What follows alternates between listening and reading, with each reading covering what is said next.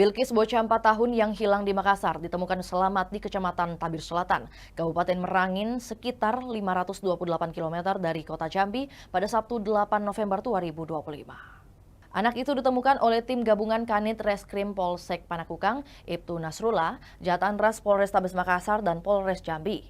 Polisi harus masuk ke kawasan suku anak dalam Jambi karena Bilkis disembunyikan di lokasi tersebut.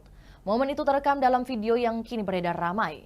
Bilkis menangis di pangku seorang bapak, sementara di samping itu ada ibu beserta anaknya juga menangis. Informasi beredar, Bilkis dijual 80 juta rupiah ke warga yang berujung polisi harus masuk kawasan suku anak dalam. Namun informasi ini banyak disangka netizen di Jambi dikarenakan suku anak dalam dinilai tidak update informasi apalagi digital. Di sana, polisi melakukan pendekatan dengan tokoh adat untuk menjemput Bilkis.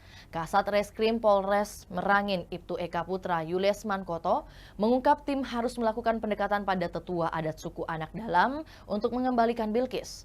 Setelah berada di tangan polisi, aparat harus menghubungi orang tuanya di Makassar disebabkan Bilkis menangis tak mau ikut. Polisi tiba di Makassar pada Minggu 9 November 2025 siang.